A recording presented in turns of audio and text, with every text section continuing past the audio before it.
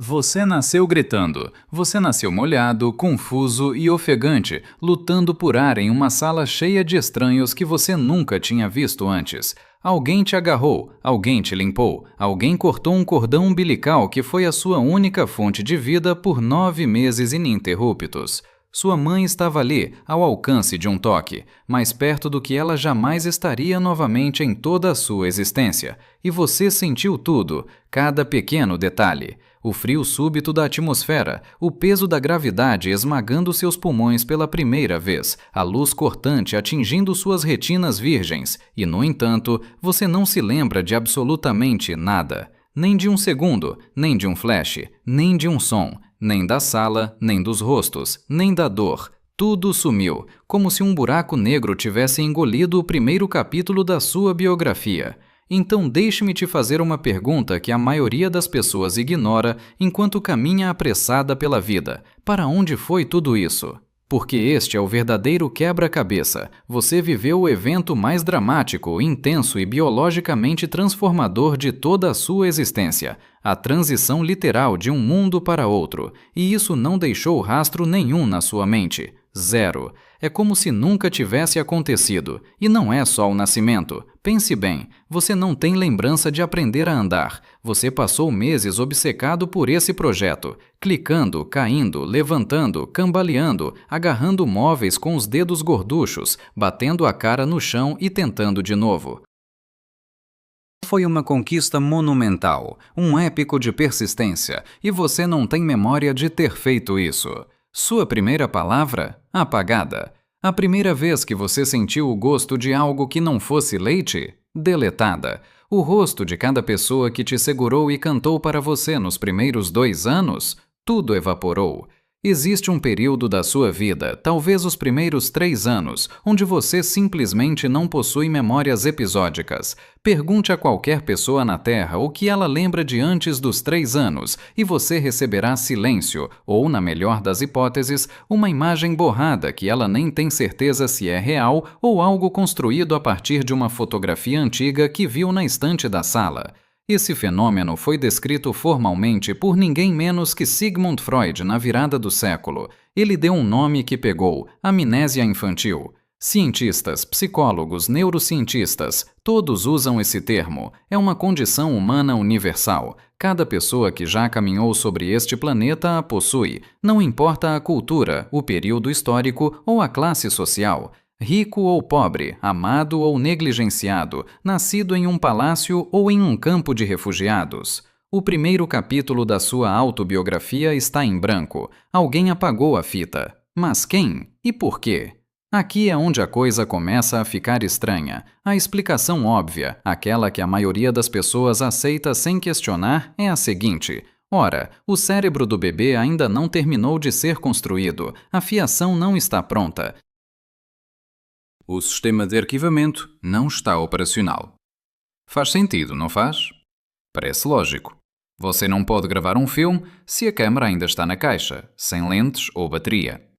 Por muito tempo, essa foi a resposta oficial. O caso estava encerrado. Passem o café, vamos para o próximo assunto. Só que essa resposta está errada.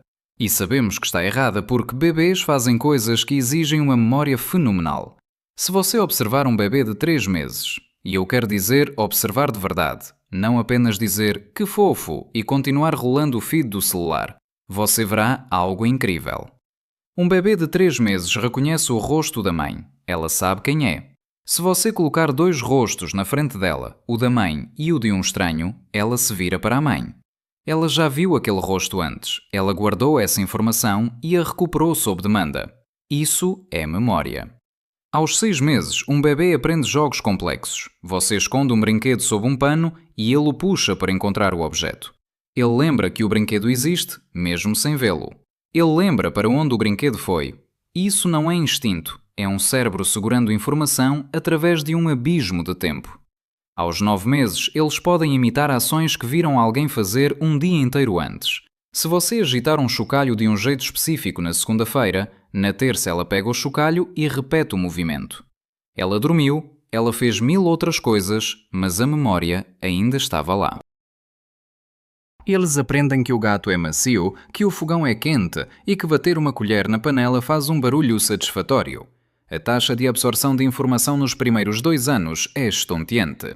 A linguagem, por exemplo, exige que o cérebro processe milhares de sons, identifique padrões e construa uma gramática antes mesmo da criança dizer a primeira palavra inteligível. Portanto, a primeira explicação desmorona. Não é que os bebés não consigam formar memórias, eles conseguem. Eles são máquinas de memorização. Eles estão absorvendo o mundo a uma velocidade que exauriria qualquer adulto. O sistema de arquivamento está funcionando a pleno vapor. A câmara está gravando em 4K. Então o quebra-cabeça muda de forma e se torna algo muito mais perturbador. Se eles estão gravando tudo, por que as memórias desaparecem depois? A primeira pergunta tinha uma resposta chata sobre um cérebro inacabado. A segunda sugere algo sinistro, que algo está destruindo ativamente as evidências enquanto elas são criadas. Prepare-se, porque o que vamos descobrir a seguir vai te incomodar. Eu acho que deveria incomodar. Deixe-me contar sobre alguém que achou que tinha a resposta definitiva para esse mistério. O nome dele era Sigmund Freud. Agora, Freud era um homem extremamente confiante em muitas coisas, e quando ele olhou para o abismo da amnésia infantil, ele não viu um vazio, mas sim uma barreira. Ele disse: as memórias ainda estão lá. Elas não foram apagadas, elas foram enterradas. Para Freud, a mente era como um porão trancado. Ele argumentava que a infância é um período tão carregado de desejos primitivos, conflitos e impulsos que a psique em desenvolvimento considera ameaçadores, que a mente toma todo esse material perturbador e o empurra para baixo do nível da consciência. Ele chamou isso de repressão. Era uma ideia sedutora, não era? Dava um ar de romance e mistério à nossa própria biografia. Imagine um cofre secreto na sua mente, uma galeria de fotos proibidas que você não pode ver, mas que, segundo Freud, ainda estão lá, puxando as cordas da sua personalidade, moldando suas ansiedades e seus relacionamentos décadas depois. Essa ideia dominou o século XX. Foi o combustível para milhares de romances e incontáveis sessões de terapia. O problema, e aqui está o balde de água fria, é que a ciência experimental não corrobora isso. Se as memórias estivessem apenas estancadas, você esperaria que, sob as condições certas, pudéssemos abrir a fechadura. Hipnose, estímulos sensoriais poderosos, um cheiro específico da infância, o som de uma canção de ninar esquecida. Teoricamente, isso deveria trazer o filme de volta à tela, mas isso simplesmente não acontece. Em laboratório, o que descobrimos é que as pessoas não recuperam memórias vívidas de quando tinham 6 meses de idade. O que elas recuperam são fragmentos, impressões ou, mais perigosamente, construções. A pesquisa sobre memórias falsas é um dos campos mais assustadores da psicologia moderna. Mostra que, com um esforço surpreendentemente pequeno, você pode implantar uma memória completamente fictícia na mente de um adulto, apenas contando uma história e preenchendo alguns detalhes sensoriais. A pessoa passa a acreditar piamente que aquilo aconteceu, adiciona seus próprios detalhes e juraria pela própria vida que a memória é real, mas ela nunca existiu. As gravações originais da sua infância não estão em um cofre trancado. Elas parecem ter sido genuinamente destruídas. Então, outros teóricos tentaram caminhos diferentes. Alguns disseram que você precisa de um eu para ter memórias. Como um bebê ainda não entende que é uma pessoa separada do mundo, ele não teria um protagonista para o filme da vida, então não haveria como organizar o roteiro. Outros apontaram para a linguagem. Você não pode narrar uma experiência para si mesmo se não tiver palavras, e sem essa narração interna, a experiência não se ancora. Faz sentido? Talvez. Mas aqui está o cheque-mate que destrói essas teorias. A amnésia infantil não é uma exclusividade humana. Ratos têm amnésia infantil, camundongos têm, macacos têm. Todos os mamíferos que nascem relativamente indefesos e inacabados mostram exatamente o mesmo padrão, um esquecimento rápido e total das experiências iniciais à medida que o cérebro amadurece. Ratos não têm linguagem, camundongos não sentam em poltronas filosofando sobre o seu senso de identidade. E, no entanto, eles perdem suas memórias de bebês exatamente no mesmo cronograma biológico que nós. Isso nos diz uma coisa fundamental. A causa não é o software. Não é sobre ego, linguagem ou repressão psicológica. A causa é o hardware. É algo físico acontecendo dentro da máquina. Algo está destruindo as memórias dos bebês. E esse algo é biológico. Mas por que o cérebro faria isso? Por que gastar uma energia imensa codificando experiências, construindo conexões neurais complexas, apenas para passar uma borracha em tudo logo depois? Parece um desperdício evolutivo imperdoável. Para entender o crime, precisamos examinar a cena do crime. E a cena do crime está em uma estrutura pequena e curva chamada hipocampo. O nome vem do grego para cavalo marinho, por causa do seu formato. E o hipocampo é a peça central da memória episódica, aquela que forma a história da sua vida. Pense no seu cérebro como uma gigantesca instalação de triagem de correio. Informações chegam o tempo todo. O que você vê, o que ouve, o que sente na pele. O hipocampo é a doca de embarque. Ele pega esses fluxos separados e os amarra em um único pacote coerente, uma experiência. Depois, ao longo de dias e semanas, ele envia esse pacote para o armazenamento de longo prazo no córtex cerebral, aquela camada externa enrugada. Se o seu hipocampo for danificado, suas memórias antigas sobrevivem, porque já foram enviadas, mas você perde a capacidade de fazer novos carregamentos. Você fica preso em um presente eterno. Na maioria das partes do cérebro, a fase de construção pesada termina quando você nasce. Os neurônios estão lá, a fiação básica está feita. Mas o hipocampo é suspeitamente diferente. Ele é um canteiro de obras que nunca para. Especialmente em uma região chamada giro denteado, novos neurônios estão nascendo a uma taxa furiosa logo após você vir ao mundo. Esse processo se chama neurogênese. No cérebro de um bebê, novos neurônios estão inundando o circuito como trabalhadores invadindo uma obra em massa. Centenas de milhares de novas células empurrando as redes existentes, forçando seu caminho em circuitos que já estão carregando informações. E é aqui que o crime acontece, porque esses circuitos que já estavam lá, essas são as suas memórias. Quando seu cérebro guarda uma lembrança, ele não a escreve em um arquivo, ele a armazena fortalecendo conexões específicas entre neurônios específicos. O padrão de conexões é a memória. Imagine uma teia de aranha complexa e delicada, onde cada fio tem uma vibração única. Essa é a sua lembrança do primeiro dia de aula, ou do cheiro da cozinha da sua avó. Agora, imagine que, de repente, milhares de novas aranhas chegam e começam a tecer novos fios por cima dos antigos, cortando os fios que atrapalham e reorganizando toda a estrutura para abrir espaço. A teia original, o padrão que carregava o significado, é desmantelado. Isso não é uma falha de design. É o que acontece quando o crescimento é priorizado sobre o arquivo. O hipocampo do bebê está tão ocupado se construindo, se expandindo e se calibrando, que ele acaba destruindo o próprio registro das experiências que o ajudaram a crescer. Você não consegue se lembrar de ter nascido porque o próprio processo de construir o cérebro que você tem hoje apagou as evidências de como tudo começou. O crescimento foi a borracha. O seu cérebro cresceu tanto e tão rápido que ele simplesmente atropelou o seu passado. Mas espere, porque as provas disso são ainda mais impressionantes e vêm de experimentos que parecem ficção científica. E o que eles revelam sobre quem você é agora vai te dar calafrios. Eu quero que você realmente entenda a mecânica por trás disso, porque é a chave para tudo o que vem a seguir. Quando você se lembra do seu primeiro dia na escola, o que está acontecendo no seu cérebro não é o acesso a um vídeo guardado em um disco rígido. O que está acontecendo é que uma constelação específica de neurónios está disparando em um padrão específico. Esse padrão foi estabelecido naquele dia, quando aqueles neurónios foram ativados juntos pela experiência e as conexões entre eles foram fortalecidas. As sinapses ficaram mais potentes. Mais neurotransmissores foram liberados. Os locais receptores tornaram-se mais sensíveis através de um processo molecular chamado potenciação de longo prazo. Aquelas conexões foram essencialmente atualizadas, tornadas mais confiáveis, mais propensas a disparar juntas novamente no futuro. A memória não é uma coisa que você recupera, é um padrão que você reproduz.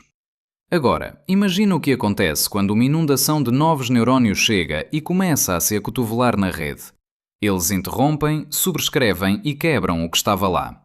As novas células estão formando novas conexões. Elas estão estendendo pequenos tentáculos chamados axónios e dendritos, alcançando células vizinhas, fazendo contacto, construindo sinapses. Elas não pedem permissão. Elas não verificam se uma conexão existente é importante. Elas não dizem, com licença, essa sinapse faz parte do primeiro aniversário de alguém? Vou dar a volta. Elas se conectam onde podem e, no processo, reorganizam fisicamente os circuitos que mantinham suas memórias precoces. Algumas conexões antigas enfraquecem à medida que as novas competem pelo mesmo território sináptico. Algumas são cortadas inteiramente. Toda a rede é reorganizada e o padrão específico que representava aquela memória específica é embaralhado além da recuperação. Imagine que você construiu um castelo de areia na praia. Torres detalhadas, muros, um fosso, bandeirinhas no topo. Você usou grãos de areia específicos em locais específicos para criar uma estrutura única. Isso é a sua memória. O arranjo importa, o padrão importa. A areia por si só não tem significado, é a estrutura que carrega a informação. E então a maré sobe. Não é uma onda destrutiva, é uma maré lenta, morna e suave. A água move a areia. Ela preenche algumas partes, ela erode outras. Ela deposita nova areia por cima. E gradualmente, grão por grão, seu castelo é remodelado em algo irreconhecível. A areia ainda está lá. A maior parte dela ainda está na mesma praia, mas a estrutura, o arranjo específico que tornava aquele castelo seu, a informação, desapareceu. Isso é o que acontece no hipocampo do bebê. A neurogênese, o nascimento de novas células cerebrais, é a maré, e suas memórias precoces são o castelo de areia. Isso não é especulação, isso foi testado e testado lindamente por um grupo de pesquisadores em Toronto, no Hospital for Sick Children. Eles desenharam uma série levante de experimentos para testar exatamente essa ideia, que chamaram de hipótese neurogénica da amnésia infantil. Primeiro, eles treinaram camundongos bebês em um contexto específico.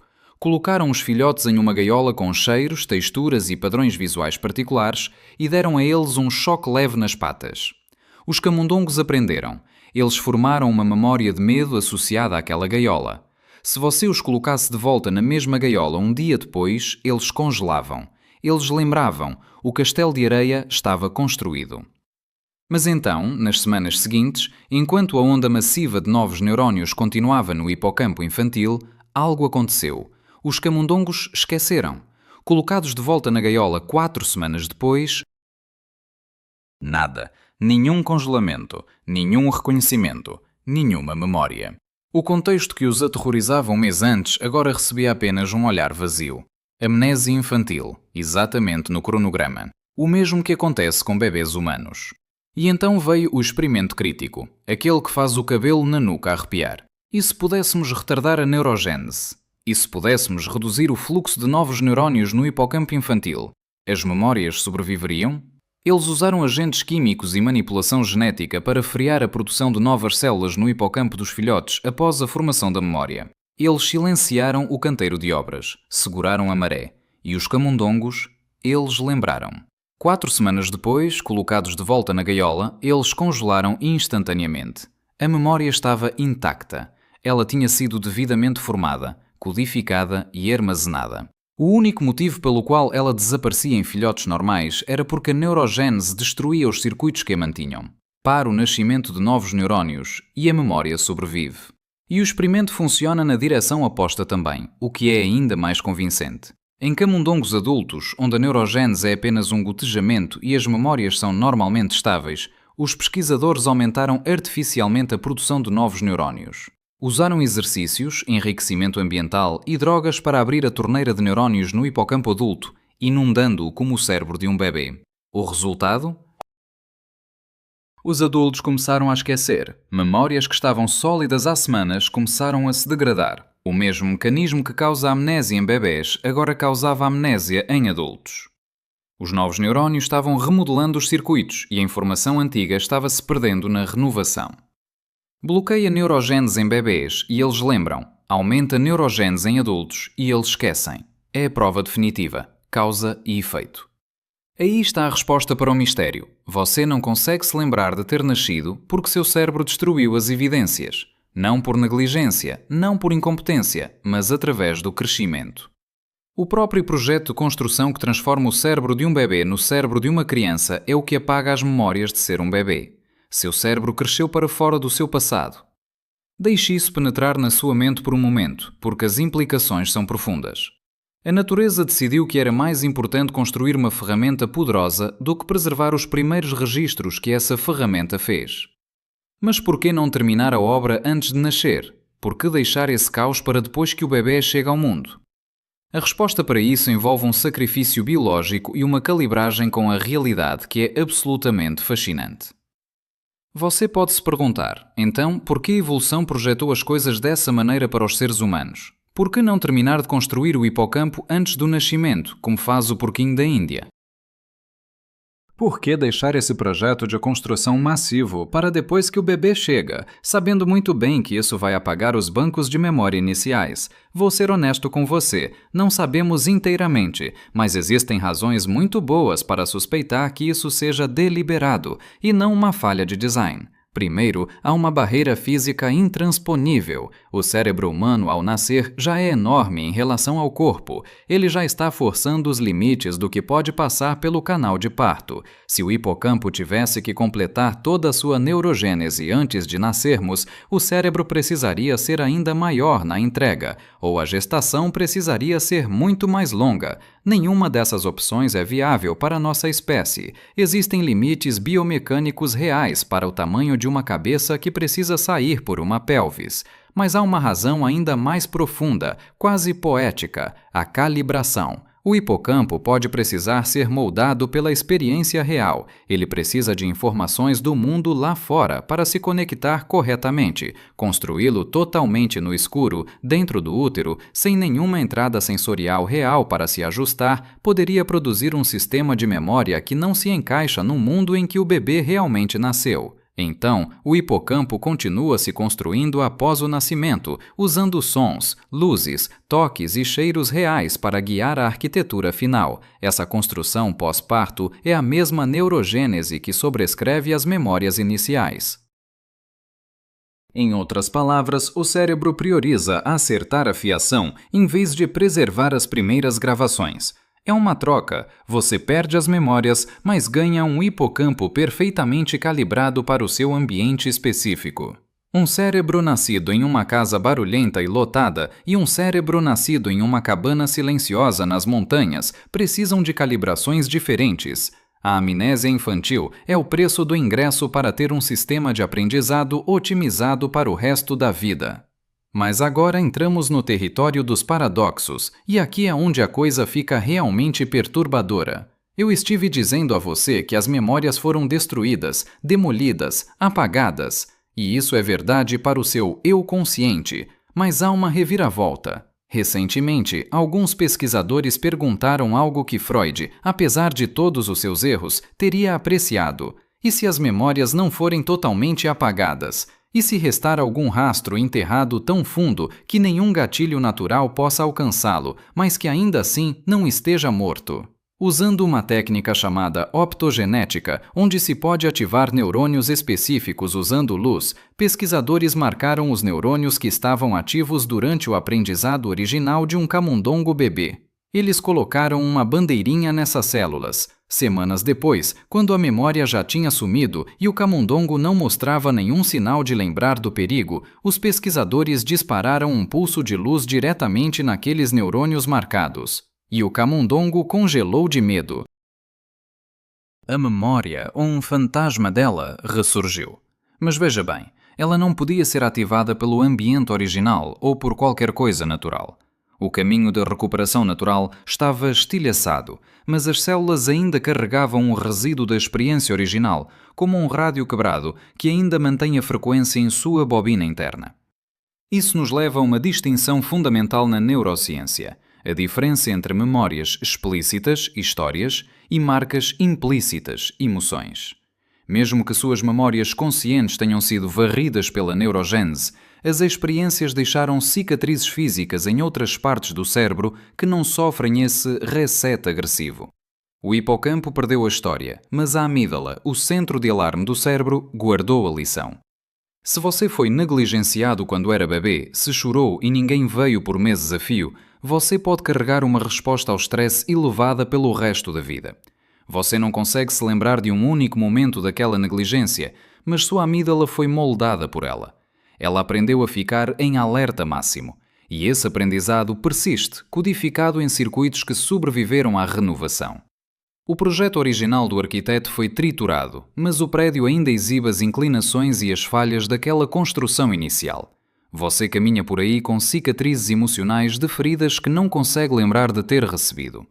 Você tem medos irracionais, preferências estranhas e ansiedades latentes que para a sua mente consciente não têm em causa. Você é assombrado, em um sentido neurológico real, por um passado que foi deletado do seu registro consciente.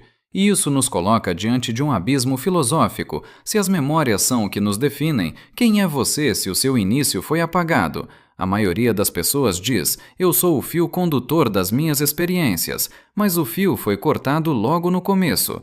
Biologicamente falando, a pessoa que experimentou o seu nascimento não é a pessoa sentada aqui e agora. Os circuitos que mantinham aquelas experiências não existem mais. Eles foram fisicamente sobrescrevidos. A informação não foi movida, ela foi destruída. Você não é o bebê que nasceu. Você é a estrutura complexa construída sobre as ruínas daquele bebê. Pense no navio de Teseu. O historiador Plutarco descreveu um navio mantido em Atenas como um memorial. À medida que as tábuas apodreciam, eram substituídas por madeira nova, uma de cada vez, até que cada peça original tivesse sido trocada. A questão é, ainda é o mesmo navio? Na amnésia infantil, não estamos falando de trocar uma tábua por vez. Estamos falando de um furacão que atravessa o porto e reconstrói o navio inteiro do zero nos primeiros 3 anos. A memória não é uma fotografia em uma gaveta, é um padrão vivo, uma configuração frágil de moléculas que exige manutenção constante. Quando as conexões mudam, a memória muda. Quando a estrutura é destruída, você desaparece naquele nível. Você é um padrão eletroquímico em constante mudança em um pedaço de tecido de 1,5 kg. A amnésia infantil não é uma anomalia, é uma janela para a fragilidade fundamental de tudo o que você chama de eu. Se o próprio processo de criar você é o que apaga quem você foi, onde termina a construção e onde começa a identidade. Dali. Um físico precisa ser extremamente cuidadoso com a linguagem que usa para descrever a mente, porque corremos o risco de soar místicos, quando, na verdade, estamos falando de algo profundamente material. O que eu quero que você entenda agora é que a memória é física. Ela não é um conceito etéreo. Ela é feita de moléculas, proteínas e arranjos geométricos específicos de átomos. E por ser física, ela está sujeita às mesmas leis implacáveis que regem as estrelas e as galáxias. A mais importante delas, a segunda lei da termodinâmica, a entropia. A maioria das pessoas carrega uma intuição vaga de que a informação é eterna, de que um fato, uma vez conhecido pelo universo, nunca pode ser verdadeiramente perdido. Mas isso é uma ilusão. A informação depende da organização. Se você apagar um quadro negro, o pó do giz ainda está lá, espalhado no apagador, flutuando no ar, caído no chão. Os átomos de cálcio não sumiram, mas a informação, o arranjo específico que formava uma equação ou um nome, foi irretravelmente perdida. Ela retornou ao ruído térmico. É exatamente isso que acontece no seu crânio durante a infância. A neurogênese não é apenas esquecimento, é a segunda lei da termodinâmica em ação acelerada. O sinal organizado da sua primeira memória torna-se ruído conforme novas células bagunçam o tabuleiro. Pense na manutenção da sua própria alma. Costumamos imaginar as memórias como fotografias guardadas em uma gaveta. Você as coloca lá e elas ficam paradas. Talvez desbotem um pouco nas bordas, mas estão lá. Essa é uma metáfora terrível. Memórias não são objetos, são processos. Elas são padrões vivos que precisam de energia e manutenção constante para não se dissiparem. Elas estão sendo sustentadas por um andaime biológico que está mudando o tempo todo. No cérebro de um bebê, esse andaime está sendo demolido e reconstruído a uma taxa tão frenética que nada consegue durar. As memórias não desaparecem por negligência, elas são canibalizadas para construir algo mais complexo. Essa é a grande parceria da biologia, criação e destruição caminhando de mãos dadas. Seu corpo está constantemente dissolvendo proteínas velhas para construir novas. Seus ossos estão sendo reabsorvidos e reformados agora mesmo. Sua pele se substitui a cada poucas semanas. A destruição é o combustível da criação. No hipocampo, os novos neurónios que chegam e destroem seu passado trazem algo precioso: juventude celular. Neurônios jovens são mais excitáveis, formam conexões mais facilmente e são mestres em algo chamado separação de padrões, a capacidade de distinguir entre experiências muito parecidas. A natureza fez um trato com você. Ela trocou as suas memórias de infância por uma capacidade cognitiva superior. Ela escolheu a ferramenta em vez do registro. Ela escolheu o seu futuro em vez do seu passado. E, honestamente, é difícil dizer que ela fez a escolha errada. Você prefere ter um vídeo granulado do seu berço ou um sistema de aprendizado ultracalibrado que permite que você entenda o cosmos hoje? Mas isso nos deixa com uma pergunta existencial que não pode ser evitada. Se o eu é construído sobre as ruínas de um eu anterior que foi completamente deletado, quem é você afinal? Quando você aponta para si mesmo e diz "eu sou essa pessoa", você está apontando para um fluxo, não para um objeto sólido. Você é como um rio. O rio Amazonas é o mesmo rio de ontem, mas nem uma única molécula de água é a mesma. O que persiste é o padrão, a forma, a organização do fluxo. A amnésia infantil é a prova definitiva de que a sua continuidade é, em grande parte, uma história que o seu cérebro conta para si mesmo para que você não entre em pânico. É uma ficção útil, um truque evolutivo que nos permite planejar o amanhã, acreditando que seremos a mesma pessoa que sofreu ou amou hoje.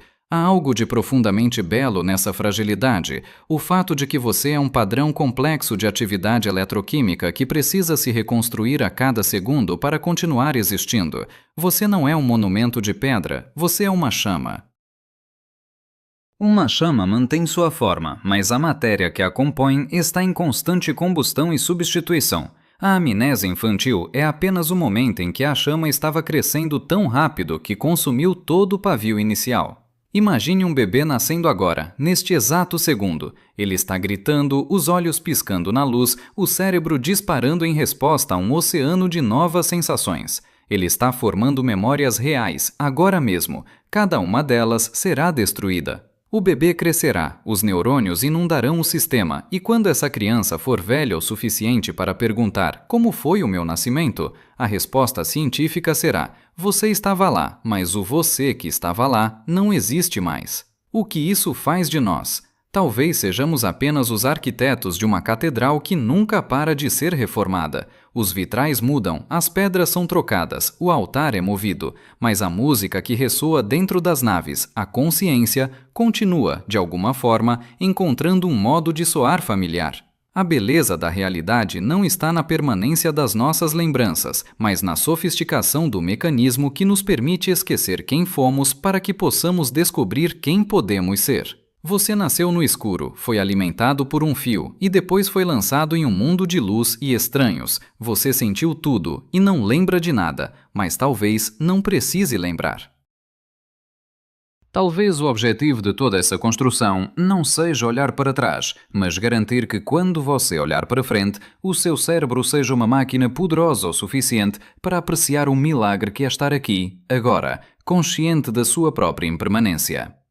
Se você quer continuar explorando os mistérios que a sua biologia esconde de você e se quer ver o mundo não como uma coleção de objetos estáticos, mas como um fluxo constante de energia e informação, inscreva-se. Vamos desmontar a realidade juntos, um neurônio de cada vez, porque a verdade é muito mais estranha e muito mais bonita do que qualquer mito que nos contaram.